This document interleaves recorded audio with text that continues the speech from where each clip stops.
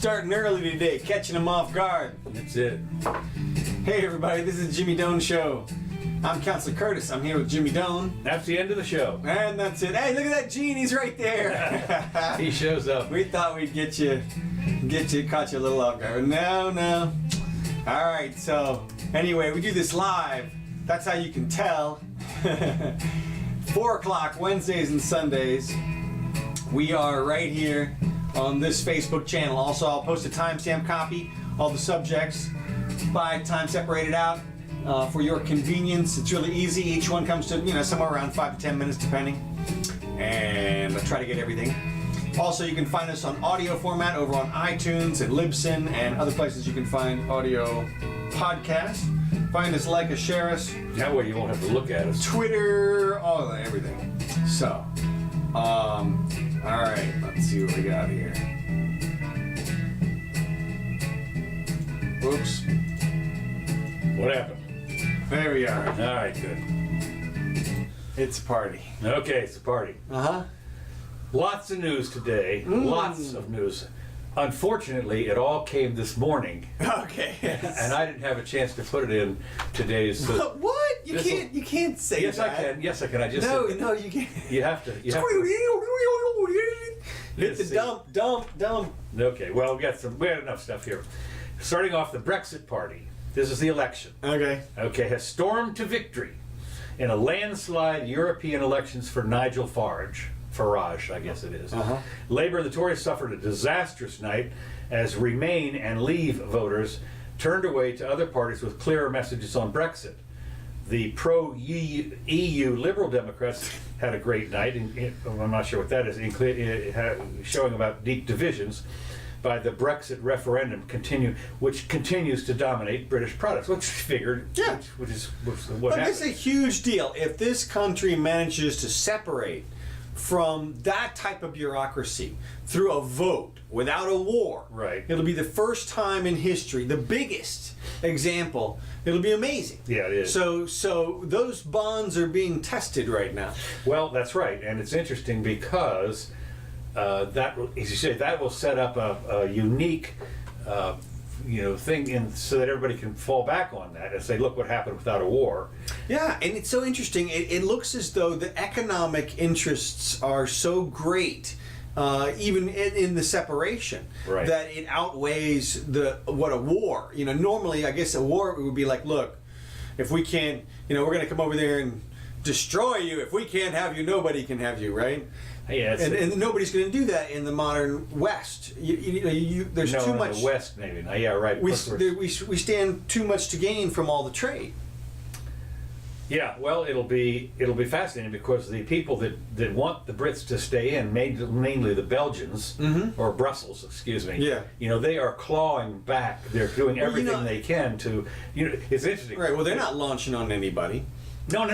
That. What I'm saying is that those people, the bureaucrats in Brussels, are desperate not to lose whatever it is, Sure. the income from. Well, like you said, look, what we've identified several times, obviously wrapped up in the EU, in this treaty that keeps Britain in, are all kinds of major, serious economic interests. Right, and all special interests too, by the way. Well, sure. That's that's why I say interests. That's as why opposed it's to hundreds and hundreds of pages. Right, and it's not just open. So, while we won't see war, what I bet we might see, or would be interesting right now, I'll bet you there's a lot of James Bond shit happening.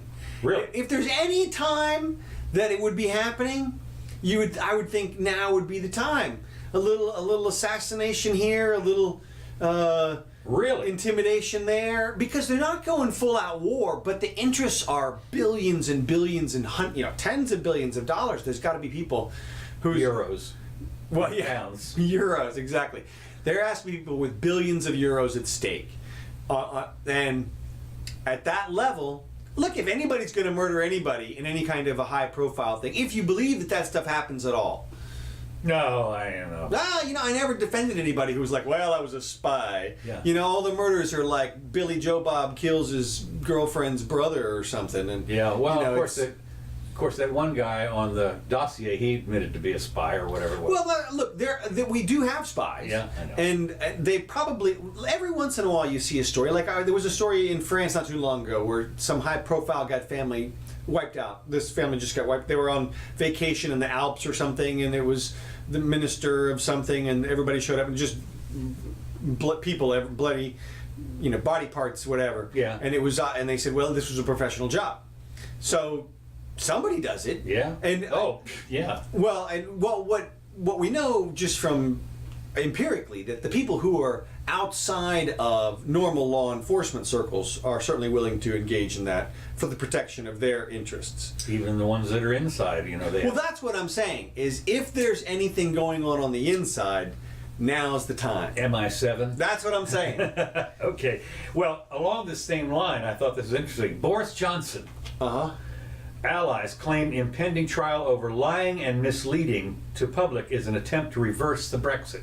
What happened was Boris Johnson is one of these people that put this big bus up before the election, and he said basically, let's get out. And he says, we're sending Brussels $350 million a week, a month, a year, whatever it is. This is killing us. And so it turns out that, to put it as a wild exaggeration, is true. I mean, I guess it's true. I mean, 350 million pounds, I forget what it was, I think it was a week, 350 million pounds a week. Allegations that he lied during the during the 2016 EU referendum when he claimed that the UK handed 350 million a week to Brussels. So the Conservative leadership candidate has been summoned to appear in court today. A written judgment handed down on Wednesday said that last Wednesday, I guess, having considered all of the relevant factors, I am satisfied that this is a proper case to issue the summons as requested for the 3 offenses of misconduct in public office. Mr. Johnson denies the misconduct in public office, which carries a maximum sentence of life imprisonment. Oh my God! Life imprisonment. Now wait a minute. Here's.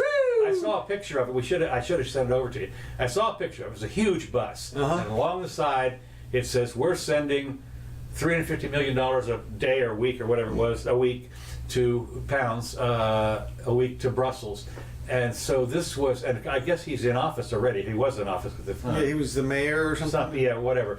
So they're going to they are summoning him, and if they prove it, I guess. Life in prison. This is a weird. We've entered this sort of Inquisition-ish type of the phase. Spanish Inquisition. That's right. Nobody. Look, it's kind of like that, because if you think about it, what does this statement mean? And how much influence could it possibly have had? Exactly. I mean, and here's the deal. What have happened if he'd said 350 trillion? Right. Exactly. Give me a break. Right. And so this is to me, exaggeration is now a crime for life. Well, right. And I can think of 3 different interpretations of this statement. Like, 1, that's our trade imbalance. Okay, so we're sending them that money or something, or 2, that's their actual direct payment, which is what I guess he was implying, which really is, what is that, 10 billion a year? That's not a lot of money. I mean, well, it's a little more than that, but 350 million, that's a week. Yeah. Yeah, that's pounds. I don't know. It's $1 billion a month. $1.33 billion a month. Yeah. Okay. Right. So 52 billion a year. Right. So 15. No, a month. $1 billion a month. Is 15 right. billion. Yeah. Right. Okay. Yeah. So right. I mean, that's not. Yeah, that's chump change, man. Well, we spend that on even our. for Britain. Well, almost. We spend that on our drug war or whatever. That's true. But yeah, I guess Britain is a little smaller. But yeah, I'm with you, man. Craziness. But so what? Is this their attack on him or what? So why? I thought you just said for what happened was that there was a girl, one person. Right. She put together a GoFundMe page to sue this guy for lying, and apparently, and I don't have the to entire sue article. Boris Johnson. Yeah, to sue him. Okay. She put together a GoFundMe page that apparently raised something like 200,000 whatever they are over there money. Yeah. And so she's gone and suing him on this, and they went to court. He denies it, of course, and they went to court, and the judge said, well, you have legal standing, and so let's go forward. So then they issued a summons for him to show up, right? And he said, screw it, I'm not going there for this. This is well, crazy. Okay, so this could be a very preliminary. No, totally. Okay. Oh, yeah. But again, just the fact may get thrown out at the next level. It should have. They may not have reached the level of where, hey, is this a bunch of BS? throw it Well, out. the judge, said, the judge apparently took enough of it. Prima facie. Something. Yeah. A taxi driver who put a sticker, this is another Brit thing, a taxi driver who put a sticker combining the Union Jack and the Polish flag on his car window has been ordered to take it down because it isn't welcoming, quote unquote. Wait a minute now. Greg Rojawiecki, Polish guy obviously, was told his sticker is now banned because the council in the city where he has his taxi received a single complaint. Polish-born Greg has lived and worked in Stratford-on-Avon, hi, Shakespeare, since 2004 and put a sticker on his taxi 3 years ago and had the two flags, kind of crisscrossed or whatever it was. And he said it was meant to indicate to his passengers that he could speak both languages. Well, the Stratford District Council ordered him to remove the stick, saying only an appropriate only an appropriate sign should be displayed. They defended. Are you surprised? I mean, here we are covering Britain now is going off. They're into La La Land in terms. Well, it's what it is. It turns out that one of the things. The problem was not so much that it was inappropriate, but that he had failed to get permission. Right, didn't get a license. That's right. Be inappropriate. Displaying on his taxi. A spokesperson said each item is carefully considered to ensure the taxi fleet remain welcoming in appearance to all passengers who use their services regardless of nationality. So and it says he said, it makes perfect sense to me. There's a lot of Poles living in England, and well, you would always want to indicate whatever language, second language. Maybe you're supposed to say, Parles Polski or something. Yeah, well, whatever. I mean, but the point is that you didn't get permission. Right. Now, was this the taxi authority over there? It was the city council. Okay. Which is the taxi authority. Okay. Well, yeah, and so look, they're in communist. There are over the falls. If you want to see where it goes from here in terms of regulation. Well, where it could very well go here. I mean, that's what I'm saying. You can see that interestingly enough, in this country, the market system has pretty much destroyed the medallion system in New York. I was just about to say, that guy over here, it sounds like a perfect Uber driver. Yeah. Or, you can put whatever you want in your damn car. It's your car. That's right. And, or Lyft, whatever it is, and that takes care of that. But again, we're talking about Britain. Well, that's true. And of course, I don't know in Stratford-on-Avon what the rules are, but I think in London they've restricted the Uber cars now. I think so. I was just going to say. I don't know. Yeah. And in a way, it's kind of interesting. In a way, just a small digression. Sure. Excuse me, I'm coming back. Go. I'm coming back. But it's interesting because one of the things it takes years for the real taxi drivers, licensed taxi drivers, to learn everything. I mean, they have to learn the names in London, for God's sakes. They have to know where every place is and how to get there during the right time of day. If you grew up there, though, you would know all that stuff kind of instinctively. Pardon me? If you grew up there, you would know all that. Well, no. Well, you say that, but look, I don't know where every place is here in Gainesville. I mean, man, I know down to the lane at which in between. Well, you make a good taxi driver. Then I used to be in real estate, and I knew a lot about the subdivisions. There and so you forth. go. And of course, one thing is here in Gainesville, we have a coordinate system that's north and south, east and west, and you can pretty much tell where you're supposed to be just by thinking about that. But my point is that. In London, no such thing. Marylebone Lane or something like. Right. Yeah. I mean, you got to be kidding me. And some of these are like really little short places. Mm-hmm. And then Well, it must have been a lot harder before the GPS. Now you can. I was just coming to that. Mm-hmm. The point is now you have a GPS. What the taxi cab drivers say is the GPS is fine, but you don't know except that there might be a jam up on Marylebone Lane, right? That says to go that way. Well, now your Waze tells you that. That's what now. You're right. Your Waze does. So yeah.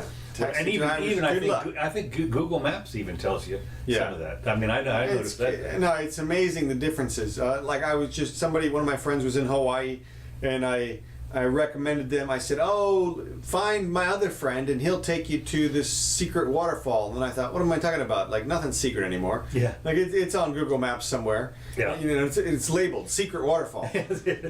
So of course it pops up all over the place. Well, you know, so 19 secret. Which secret waterfall do you want? that's right. The California Senate, in its infinite wisdom, California, which is going, Oh yeah, I know. which is just getting ready. I think what they're hoping for is the San Andreas Fault will finally put it in the Pacific, because California Senate votes to house inmates by gender identity.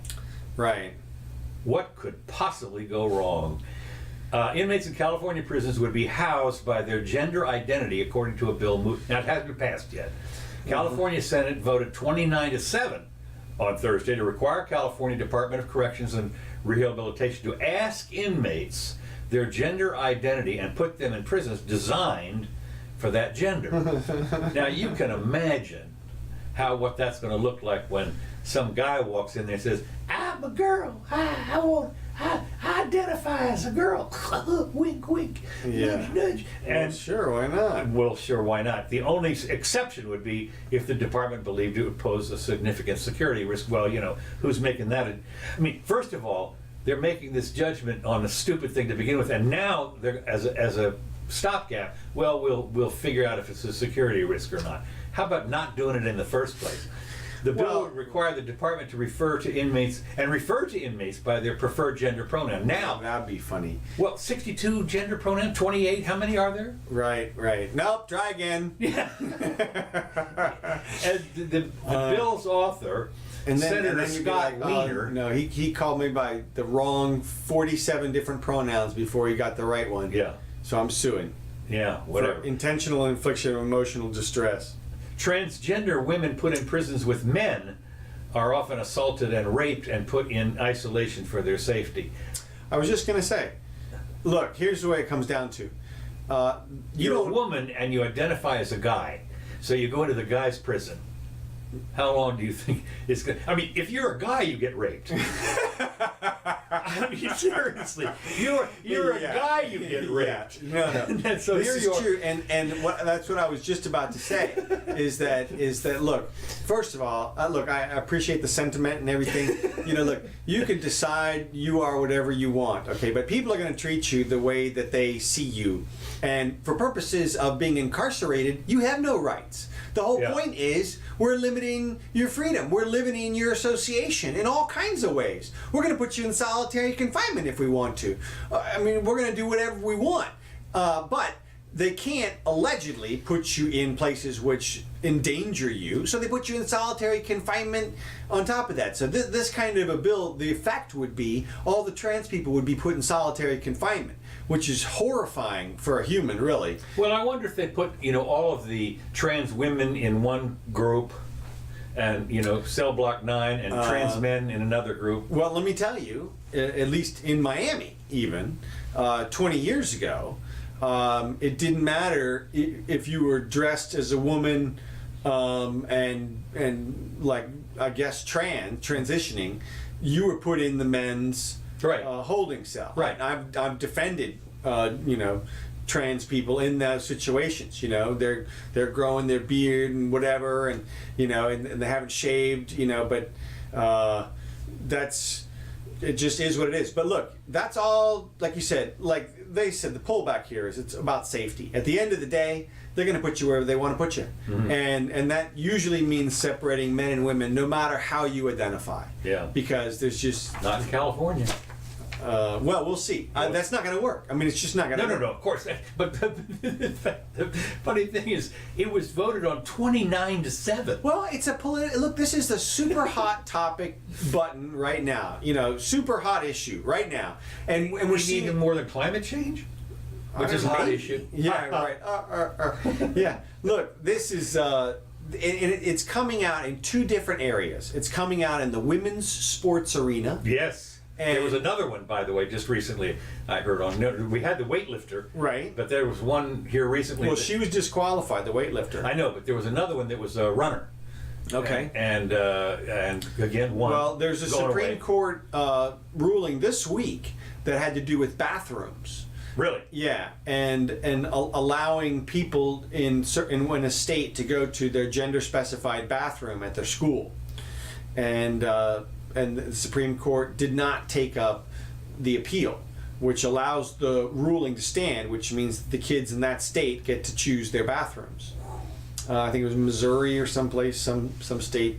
Well, of course, this month, June, coming up June, don't their whole flood of stuff come out of the Supreme Court?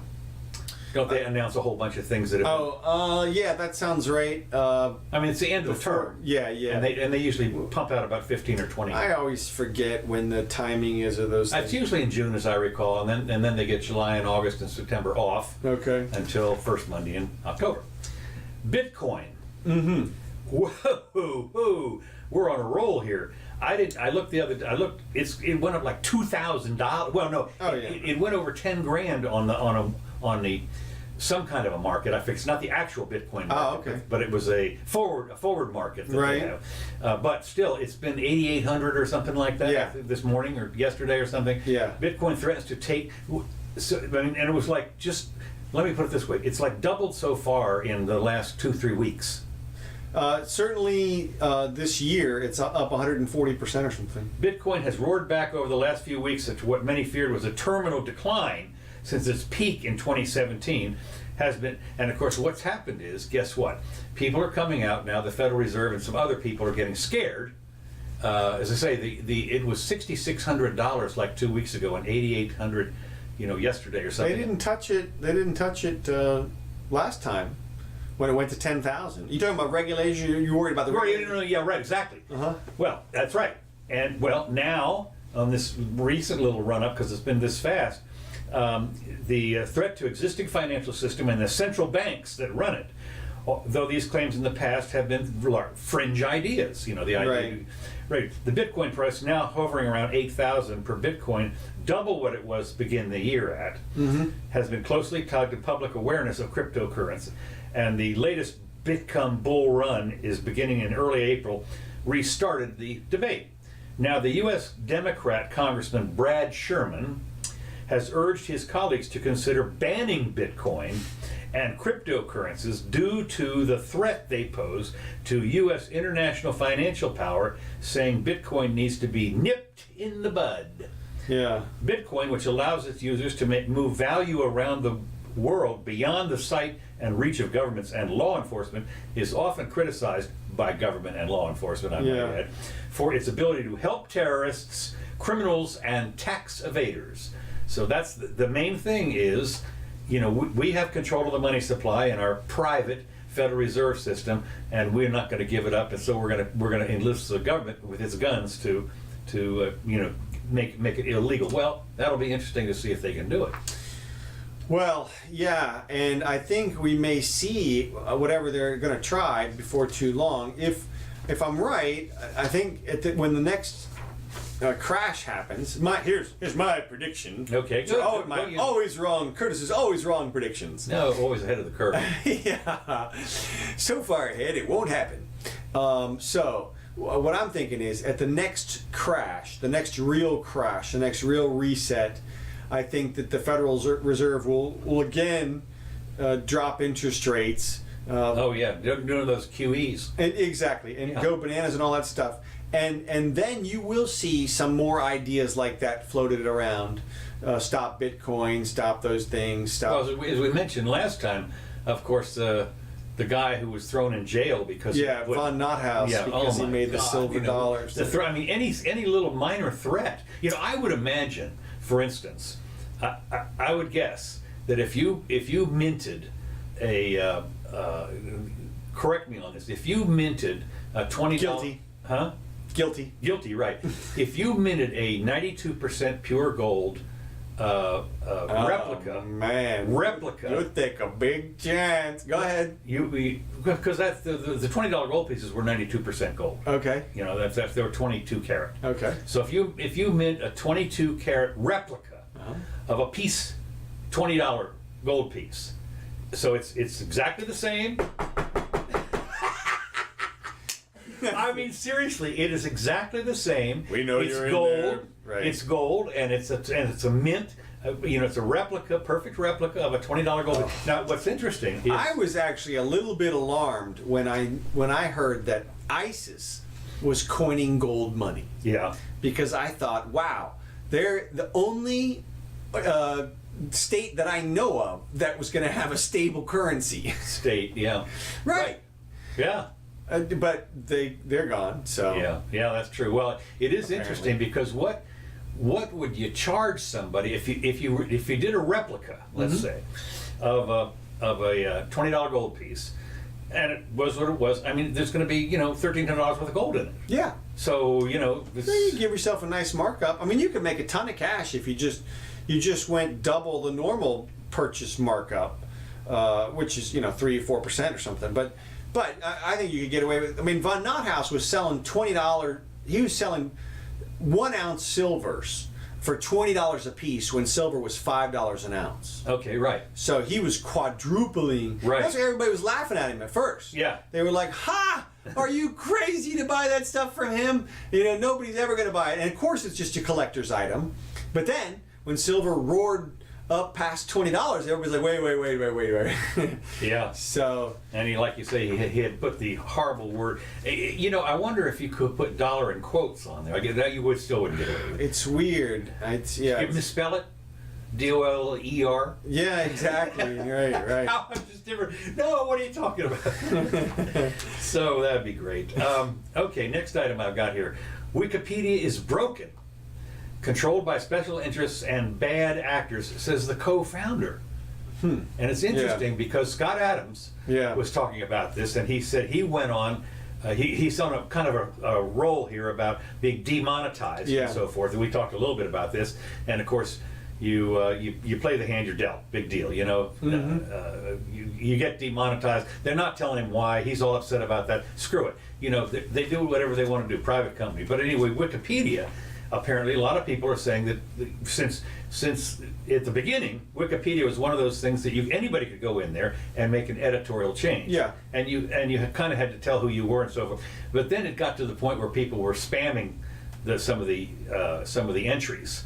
And putting in, stuff that just didn't matter. So then, I think that Wikipedia put up some monitors of some kind, certified monitors that would investigate this stuff. I'm not sure how they did it, but Scott Adams was talking about different people that would go back. In fact, this co-founder said that even his page in Wikipedia was 20% or 30% wrong. And of course, that's why Scott Adams and some other people are saying you can't believe anything anymore. Snopes has got problems, Wikipedia and so forth. And I suppose that there's. I mean, for half of my stuff on there, they've got my name as Matthew McConaughey. Really? Yeah. Right. There you go. Yeah. So anyway, so the. It's an encyclopedia that anyone can edit. It became a vehicle for special interest to control the information. And again, this is one of the things that you see with Facebook and these other places where there are monitors of some kind or another. And now Wikipedia, apparently, according to this co-founder, has fallen into the same trap as, although they have a lot of different monitors, but with Facebook. Well, in Facebook and YouTube and these people, they have algorithms to try and figure some of this stuff out. And I guess, And the people control the algorithms. That's right. So I'm sure. Well, I don't know. I guess they got to have editors of some type. Of course. That go through there and comb Well, through you when you go in and correct it, you're kind of an editor. Yeah, and they probably use just algorithms for stuff like curse words and things like that. Yeah, maybe. I guess. So anyway, Larry Sanger is the co-founder, and he was the one that said these biographies are just two examples of ones that blatantly violate Wikipedia's strict rules, yet they are set in stone. The powerful interests that, quote, watch and control the pages make sure Offit's background, whoever this Offit guy is whitewashed, and that mine is subtly tarnished. So I'm not sure exactly what that's all about. But anyway, the deal is that now, I suppose a lot of stuff that's on Wikipedia is incontrovertible, I think. You can cross-reference. You can cross-reference. That's what I mean. Yeah. If you're going to talk about the You War of have to do that 1812, with anything these President Rutherford Hayes or something, Right. I would imagine you could go ahead and crisscross that. Yeah. So anyway, 72 ways. 51 attorneys general call on Betsy DeVos to cancel up to 42,000 disabled veterans' student debts. Of course, she's the Department of Education secretary.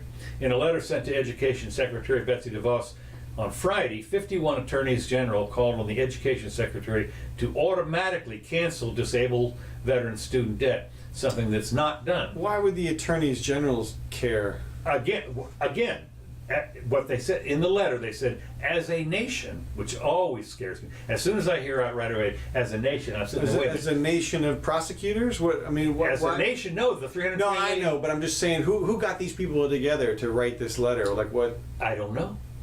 They Get together at the annual. Oh, yeah, sure. Attorneys The attorneys general, general, of course, prosecutor. of course. No, I mean I know they see each other then, but I'm just wondering where this came from. Why would they care about student debt? Because as a nation, we have a moral obligation to assist those who have put their lives on the line to defend us.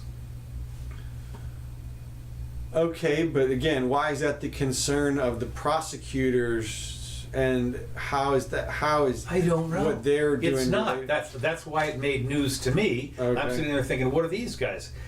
Where's their dog in this game? Right, that's what I'm saying. I mean, are they prosecuting too many disabled veterans for lack of payment of their student debt? Could be. I get maybe that's where it came from. Well, then don't prosecute them. You got the prosecutorial discretion. Yeah. So don't prosecute. Well, I would imagine though that you say that, but well, of course, yeah, that's something else. You give them the banks that have made the loan, I suppose, since they're not foreclosable or not, you can't get out of the debt by bankruptcy. If a bank has made the loan and it sues the veteran for repayment, well, then the prosecutor doesn't have to worry about it because then that's the bank's attorney. Right. Okay. All right. You're right. You're right. Okay. So I thought it was interesting, and that was the first question, as you asked, is what are these guys doing? Yeah, and then when it comes down to the student debt, look, everybody wants to have the student debt wiped out. Me too. That would be great. But why would the disabled veterans get that type of special treatment? That's what I was saying. You know what? And of course, how disabled are you? Well, exactly. That's what I'm saying. You lost both legs and an arm, or wait a minute, no, you get 3/4 of your student debt. Well, or Jesus. But certainly, I would hope that there's already some compensation built in. For disability, there are disability. I mean, there are stuff, and I do know from personal experience that maybe they're asked. Go ahead. I'm sorry.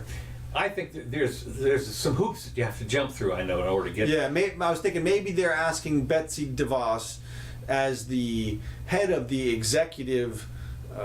In charge of that, maybe she can just wave a wand and say, "Oh, we're not going after those people" or whatever.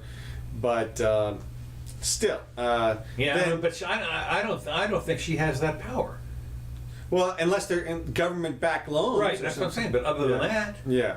Okay, I don't know. It just to me, I was looking at God love you. 52,000, however many, 42,000 disabled vets. Whenever I hear some program I'm like, well, help them out yourself. Well, not only that, the as I mentioned just now, how I lost a thumb versus I'm hobbled for life or what? I mean, what the hell? And disabled? How about mentally disabled? Right. I was just going to say we got that all over the place. Well, or I was shaken up, and like my loan stricken. Right. Exactly. Yeah.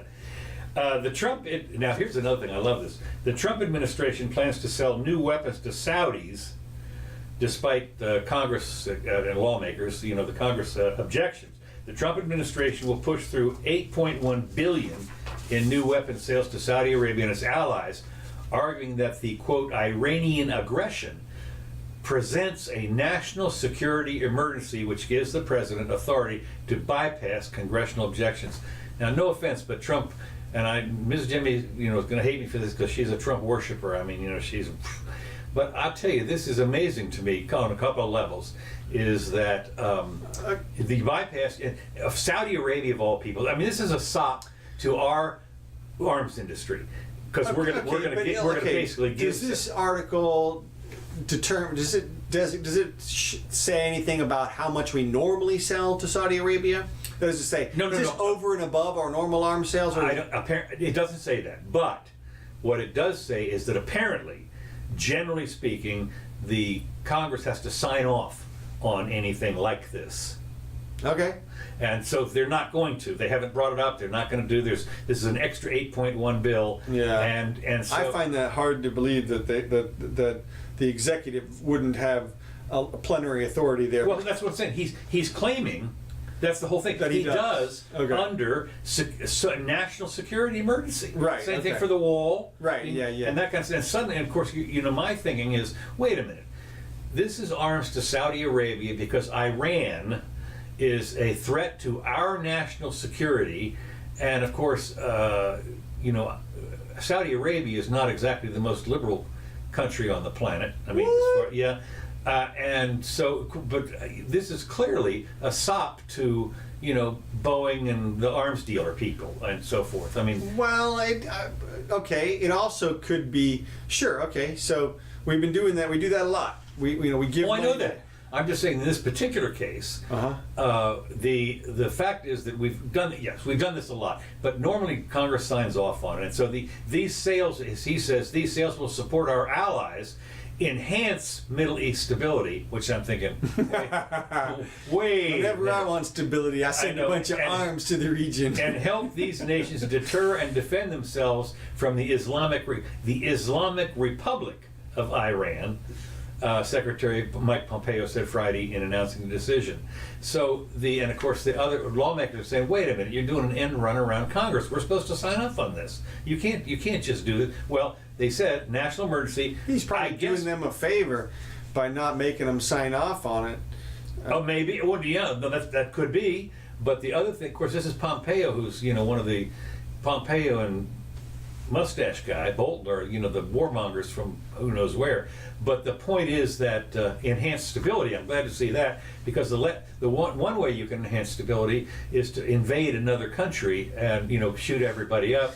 Well, look, to me, this doesn't strike me as anything outside of the ordinary for the region. That is to say, oh no, it's not. We give billions of dollars to Israel and Egypt with the understanding that they're going to immediately turn around and spend it on our stuff, right? And so, and the Saudis obviously are like our favorite group over there in terms of customer and our trade relations. Yeah, Israel gets we give Israel something like 3.1 billion. Yeah. And this is 8.1. So yeah. So who knows? Well, we occasionally ratchet that up. I posted I've got a good image of all of the aid that we give out, and it's a lot. Well, it's not that much. Well, that's what. Actually, not that much. Well, relative to our entire payout, it's relative not. to our discretionary even portion of the budget, right? Which is about a third of the budget is discretionary. This is U.S. foreign aid as a percentage of the budget in 2012. So a tiny bit there, but it is billions. It's enough to roil the area. But all right, so whatever.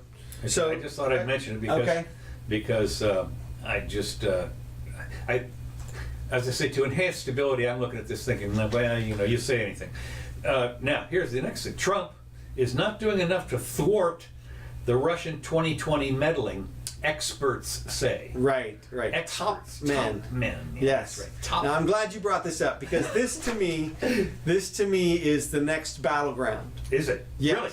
Yes. Okay. This to me seems like a Talk perfect about a diversion. Oh, it's perfect. This is means perfect. nothing. Now think about this. You ready? Here, I can hear Nancy saying this from the lectern right now. Okay. He's letting them.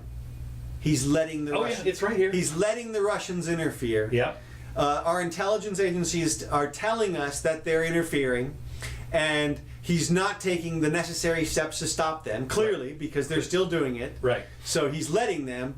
He must be doing it because they're helping him. I didn't hear that part of it, but that's the implication, right, obviously. Right. I mean, if there was any hint that the Russians were going to help the Democrat, she would be like silent. Right. Well. Silent. Well, actually, you probably still blame it on him. Yeah, right. That's true too. But I mean, that seems to me like a natural battlefront, because there's nothing he can do about it. The intelligence agencies are going to always come out and say people are interfering with your elections, because people have been interfering with our elections since We interfere with our elections. well, right. I'm just saying you'd have to be crazy not to interfere with the U.S. elections because there's so much at stake. If you were another major player, and I gotta believe that all of the major players, at the very least, do tests and stuff, and Yeah. have little things going on, and bots and focus groups and whatever. And it's not like, one of the things that did happen with, especially with the Facebook stuff that happened in 2016, was a lot of it was so obvious on its face. You're sitting there going, when they're saying things like, "We have no," Yeah. and it's just in a Russian accent. right. You say That R is backwards. Yeah, that's right. That's right. Yeah, I'm with you. It was not. This was not major influence, but it's a perfect attack ground. So Well, and of course, what's interesting in a $2 or $3 billion election, when $200,000 is spent on trolling or whatever it is, you think, who's going to see it? Anyway, the intelligence warnings are growing that Russia will probably meddle in the 2020 elections, but Donald Trump and a powerful Senate ally are downplaying these concerns and not doing enough to thwart interfering, say Russia and cyber experts and key congressional Democrats. Key top cyber men. experts. Despite fears that Moscow may seek to influence 2020 by launching cyber attacks, social media disinformation, covert agent operations, and other, quote, active measures, as it did in 2016, adequate funding and White House focus to counter any new Russian meddling are lagging, experts say. So federal efforts to beef up election security, critics say, have been undercut by Trump's apparent willingness to accept Russian President Vladimir Putin's word that the country did not interfere with the 2016. Right. When he was over there. He said, he said he didn't do it. So I believe him. Yeah, right. But he was standing right in front of the guy. That was such a loaded question. That was a Jim Acosta question. Yeah, right. Hey, did that guy next to you? Was he an asshole? Like. But I mean, what's funny about this is the pot kettle black whatever is so. I mean, when we interfere in elections, we send troops down there. Well, yeah, CIA people. That's a totally different story. I get you say that, but it's called interference. And now we're talking about somebody writing a note on Facebook. Yeah. Well, look, like I said, I'm with you. Interference in our elections hasn't been a story for the last 27 elections since I've been alive, even though everybody knows that it's been happening. I mean, I thought that was just, everybody just knew that. And now all of a sudden everybody's like, oh my God. Also, since you brought up Trump, we have to discuss the Mueller statement. Oh, I didn't see the whole thing. Well, lucky for you. Lucky for me. Okay. Tell me what about it. So, all right. Well, Shapiro really nailed this one. If you want a detailed analysis of it, watch the first 30 minutes of Shapiro's show today. Okay. He goes over it part by part, and he basically parses it out perfectly. And look. Now, this is Ben Shapiro, right? Right, yeah. So, Mueller, it's pretty obvious to me, wanted Trump prosecuted, or he wanted Trump to face some kind of negative consequences. And that was from the one statement that I read, the legal pleading that I read of Mueller's that was filed in the case, that had a whole bunch of extra damning language about Trump. It went on and on and on and on in a way that there was no purpose in terms of the legal filing. So he was playing to some audience. Right. And that's what he seemed to be doing today, or yesterday, whenever it was, when he basically said, look, the ball's in your court. And he basically softballed the impeachment thing. And he's saying... To whose court? And ball's in whose court? To the Congress. Oh, Congress, okay. He's saying, look, you guys are the only ones who can make a determination about that from here. The problem that he's up against is that obstruction, as you know, is a charge that you can be guilty of in the courts, even if there's no underlying charge. Yeah, amazing. Right? But that's not the standard in the court of impeachment. The court of impeachment is the court of public opinion. Okay. And the court of public opinion is not going to let you say that the president or anybody obstructed something that didn't ever happen. So it was proven by Mueller's report that there was no Russian interference that Trump had anything to do with, in the sense that when you don't make a charge, that's proof in our system. Okay. If you don't indict. So there's if Trump wasn't guilty of the underlying situation, then they're not going to be able to sell that to the public in terms of obstruction. In other words, all of his actions you can now understand from the perspective of him knowing that he hadn't colluded with the Russians, and that's how they would pitch it to the public. And Yeah, so Scott Adams said the same thing. He always knew. Yeah. He was the only person that knew he had never done anything like that's this. right. And so from his perspective, he can't form the state of mind that would be required for obstruction. Right. Because he believes that he's not that he didn't do anything wrong. I mean, so it's. And then it's also telling that Mueller didn't file charges against Don Jr., which I Right. thought was the Didn't file charges against Hillary. No, that was not Mueller. That was Comey. yeah, right.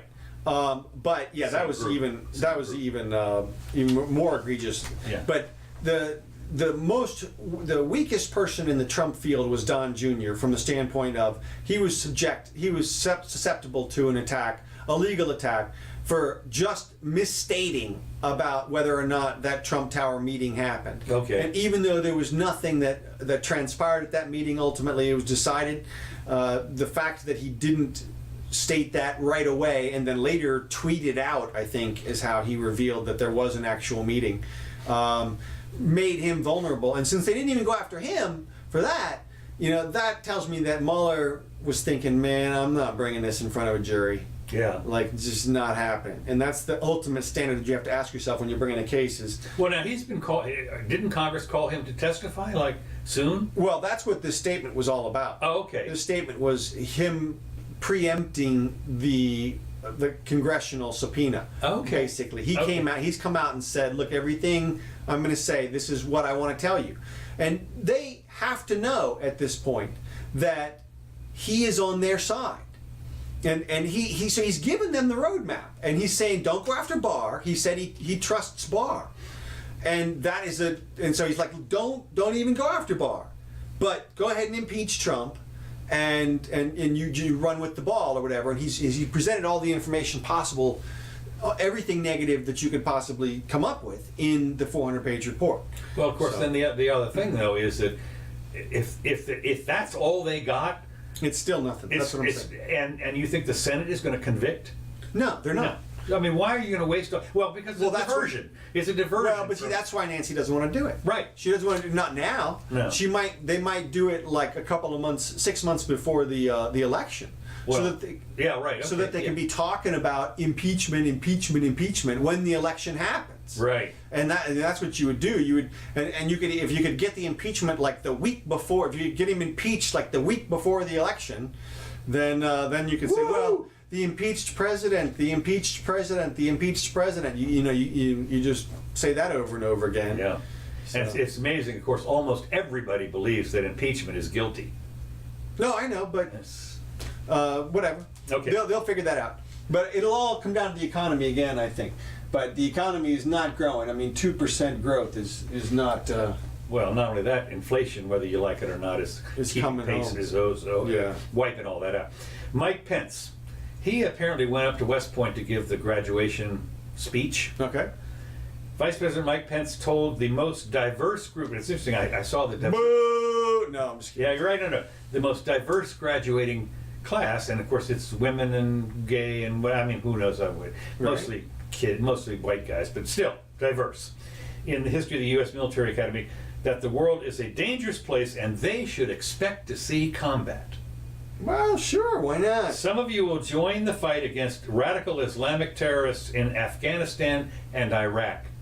Whoa, I mean, Afghanistan, 17 years or something, and he counted. And still going strong. So he said, congratulate him on graduating and so forth. And as you accept the mantle of leadership, I promise you that Donald has your back. He's your best friend of the men and women in your armed forces have. It's a virtual certainty that you will fight on a battlefield for America at some point in your life. You will lead soldiers in combat. It will happen. And some of you may be even called upon to serve in this hemisphere. I'm sitting there thinking, what are you talking about? Okay, we got your orders. You're going to invade Mexico. Yeah. I mean, in this hemisphere, what are you talking? Yeah. I mean, Venezuela. There you go. I just, why would Cuba. Cuba, right? Exactly. Going in. Yeah, now this time we're going to go over to the Bay of Hogs And Canada. and Canada, right? What do they know? They're a little too friendly anyway. So. Yeah, I just think that of all the speeches you could give, I mean, this is one of the two real. It's a war enhancement viewpoint or something, not warmonger. But anyway, he's one of them. Well, Mrs. Jimmy hates that phrase. So you've been ordered. Corporate. You have a note from corporate coming down. Corporate, yeah, exactly. Yeah, you can't say warmonger. Yeah, of course she's Trump, whatever. Hate makes a comeback in the Pacific Northwest. Okay. Nearly 2 decades after the Aryan nation's Idaho compound was demolished, far-right extremists are maintaining a presence in the Pacific Northwest. And this is all, in the Idaho. Are they maintaining a presence, or are they making? Well, they are. White nationalism has been on the rise across the U.S., but has been particular resonance along the Idaho-Washington border, where the Aryans exposed hate and violence for years. Mm-hmm. Now, of course, what you do understand is it's not so much hate and violence as it is a rebellion against, not a rebellion, they're not real crazy about the government. They want to withdraw, is what they want to do. They want to withdraw from the government. Don't bother me, like Ruby Ridge, don't bother me. I was just going to say, the Northwest. And Waco, don't bother me, go away. What people are in the Northwest other than white people? Here, I'm going to tell you. Okay. It says the neo-Nazi group was based near Hayden Lake, Idaho, starting in the 70s, and was eventually bankrupted in a lawsuit brought by activists and the Southern Poverty Law Center. Its compound ceased and supporters dispersed. Now, what I like about all this... Too many Eskimos up there? No. There's apparently 4. I forget. It's like the American Pride group. There's the Boys of America or whatever. There's about 4 or 5 different groups. No. What I'm asking is that if this is a white nationalist group, who are the non-whites up in the Pacific Northwest? I mean, there's not any. There's maybe some Indians. Hispanic people. Yeah, that's what I'm saying. Yeah. And like 1 out of 100 or something. Yeah. I mean, how much hate do you have to hate like the one guy in the city who's not the? Well, of course, a lot of it, as was we've seen in the past, is these people are preparing for the Armageddon. Right. That's what I think you're right about that. I think it's more of an anti-government group. Right. I'm sure it is. I mean, that's what Look, this country was founded on anti-government by nuts with guns, right? Yeah. Right. So, but I thought it was interesting that it was the Southern Poverty Law Center said the number of hate groups is growing in the U.S. By a toxic political culture. The human rights group, I love that they call them human rights group, which is a joke. They counted 784, not 785, not 783, but 784 active hate groups in the U.S. in 2014, and 1,020 in 2018. So I haven't exactly done the math, but we're talking about 200 or more, additional hate groups, according to the Southern Poverty Law Center. Now, please note, only the Southern Poverty Law Center considers these groups white supremacists, not the FBI, not the Gang Task Force. No one but liberal snowflakes, Proud Boys, for instance, have several minority members and include blacks and Hispanics. By comparison, the SPLC does not consider the Black Lives Matter, CARE, or Antifa as hate groups.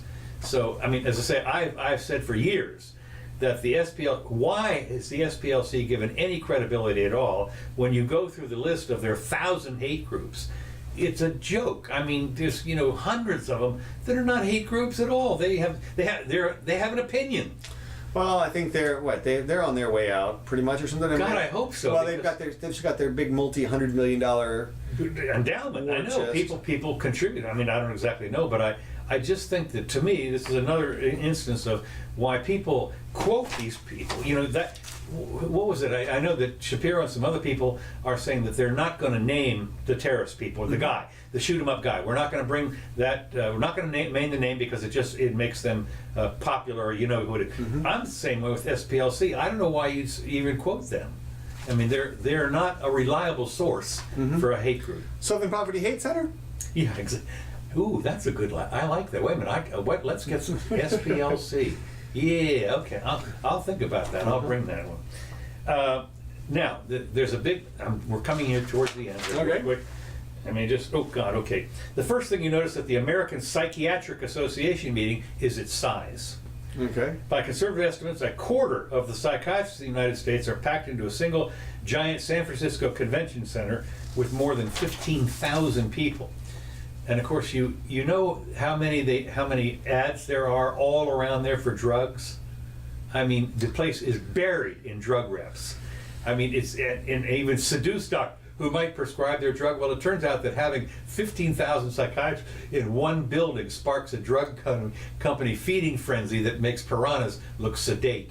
And I was looking at the pictures, and I mean, the sponsorships of everything. I mean, even the escalators on the sides are marked with these, and they're all over. And of course, it tapers off, like it reaches crescendo in the San Francisco where they're holding this thing, and then it tapers out, like an anthill. And this, you can, as you walk in, you see more and more ads for these drugs, and of course the reps are there. I don't know if they have 15,000 psychiatrists, but I would guess that there's 15,000 reps there too to push it. And this is what psychiatrists, because they're the ones that can prescribe stuff. Mm-hmm, yeah. And so I don't know how many psychologists are there, but the psychiatrists really show up. Yeah. So I thought that was interesting. And this is one. Of course, the other thing that happens is that book. I forget what it's called.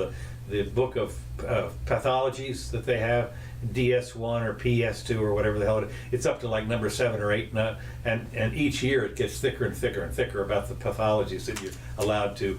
ADHD wasn't even a thing 20 years ago. What? Yeah, no. I know. Okay, the next thing. Let me just go through here real quick. You don't want to. I don't want to talk about the tornadoes. The Russian. Yeah, okay, here's the last thing I got. This Russia whistleblower is serving 5 years in jail for leaking one document. Her name is Reality Winner. Oh, yeah. That's her name, Reality Winner. Yeah. She's a U.S. Air Force veteran, was sentenced to a prison for more than 5 years in 2018 as part of a deal which she pleaded guilty to leaking a classified NSA document providing details of a 2016 Russian cyber attack on a supplier of U.S. voting software. Winner, 27, who worked in the Air Force's drone program, serving the longest sentence ever given to a journalistic source by a federal court, according to the DOJ. Her supporters argue that other figures of the investigation into Russian interference in 2016 have received far more lenient treatment. Maria Butina, who was actual Russian, and she was a member of the NRA and all that kind of stuff. And I don't think she ever did anything, but she got pleaded guilty to conspiracy, and she's in for a year and a half. And of course, the general, whatever it was, what was the general that had his biographer girl? He when he's doing the biography, he mentioned Petraeus. Petraeus, right? Yeah. He got probation. Right. Well, look, this. Go ahead. So anyway, what's happened is with her, as with most people, like this, the Russian girl has granted, she's in jail and she's an item, and the journalists go in there, they interview her and everything like that, and she has stories written about her and so forth. They won't let anybody get near this Reality Winner person. Well, a lot of stuff has been written about her, though. I can tell you. Maybe, but her dad is very vociferous. He's out there trumpeting her story.